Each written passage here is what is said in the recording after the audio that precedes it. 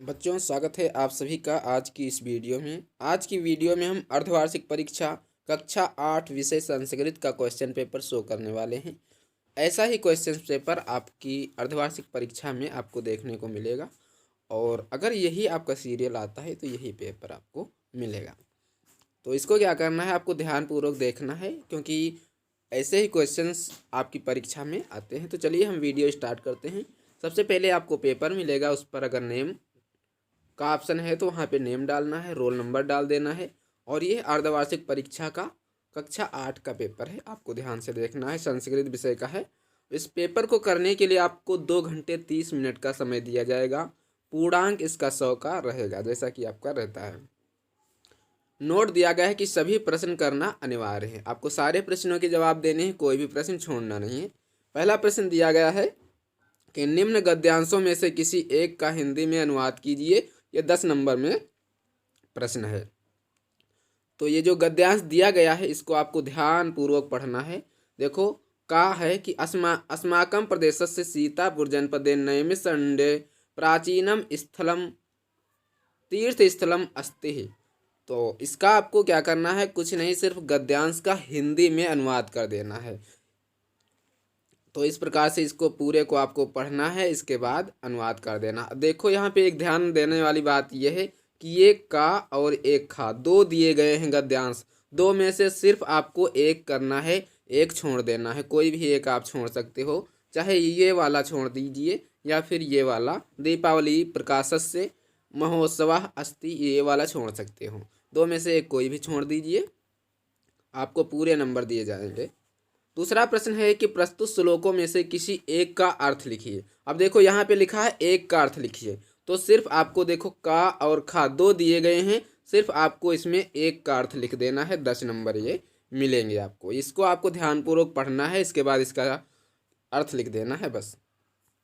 इसके बाद 3 नंबर प्रश्न है, निम्नलिखित प्रश्नों के उत्तर दीजिए। ये भी प्रश्न आपका 10 नंबर में है। आपको इन प्रश्नों को पढ़ना है।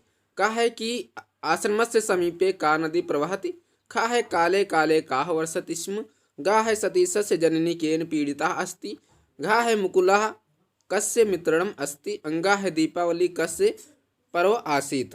तो इसको आपको अस्त है, इसका आपको इन सारे प्रश्नों के जवाब आपको देने हैं। चौथा प्रश्न है कि अपनी पाठ्य पुस्तक से कोई एक श्लोक लिखिए जो इस प्रश्न पत्र में ना आया हो। क्या करना है कि आपको अपनी जो पुस्तक है संस्कृत की उसमें का कोई एक श्लोक लिखना है, और ये बात ध्यान रखना है कि वो श्लोक जो आप लिखें वो इस प्रश्न पत्र में ना आया हो। जैसे कि मान लो ये 2 श्लोक दिए गए हैं, एक ये वाला का और खा, ये दोनों नहीं लिखने हैं, आपको कोई नया श्लोक लिखना है जो आपकी पुस्तक में हो। ये 8 नंबर का ये प्रश्न होता है। इसके बाद 5 नंबर प्रश्न है कि निम्न शब्दों का अर्थ लिखिए। ये 10 नंबर का प्रश्न है। ये जो शब्द दिए गए हैं जैसे मोदकः, क्षम्यताम, पुनः, मिलाम, ज्वारेण, अश्वत्थः, इनके क्या करना है, आपको अर्थ लिख देने हैं।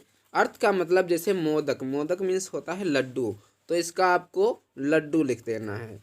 ये इस प्रकार से आप इसका लड्डू लिख देंगे, हो जाएगा। इनके आपको कितने के लिखने हैं, सारे शब्दों के अर्थ आपको लिख देने हैं। 6 नंबर प्रश्न है अगला कि निम्नलिखित पर्यायवाची शब्दों का संस्कृत लिखिए। ये आपको संस्कृत लिख देना है, 10 नंबर में है। तो भागिनी, जननी, पितामह, मातुलः, जनकः, इनके आपको पर्यायवाची शब्द लिख देने हैं। 7 नंबर प्रश्न है कि राजा या माता का रूप षष्ठी विभक्ति सभी वचनों में लिखिए। ये आपको लिख देने हैं। और 8 नंबर प्रश्न है दृश्य धातु का रूप लट लकार उत्तम पुरुष के सभी वचनों में लिखिए। ये भी 8 नंबर में प्रश्न है। 9 नंबर प्रश्न है कि निम्नलिखित पदों का संधि विच्छेद कीजिए। आपको संधि विच्छेद कर देना है, जैसे ये जो शब्द दिए गए हैं इनके आपको संधि विच्छेद करना है। 10 नंबर प्रश्न है कि निम्नलिखित वाक्यों का संस्कृत में अनुवाद कीजिए। ये भी 10 नंबर में है। तो ये जो शब्द दिए गए हैं इनका संस्कृत में अनुवाद कर देना है। जैसे पहला है कि समय समय पर वर्षा होती है, और खा वाला है कि दीपावली प्रकाश का पर्व है, गा है पत्थर में भी प्राण है, घा है महावीर की माता का नाम त्रिशला था, अंगा है मुकुल एक बालक है। इन शब्दों का आपको संस्कृत में अनुवाद कर देना है। 10 नंबर मिलेंगे, 5 हैं, प्रत्येक के आपको 2 नंबर मिलेंगे, यानी कि ये 5 दूनी 10 नंबर मिल जाएंगे आपको।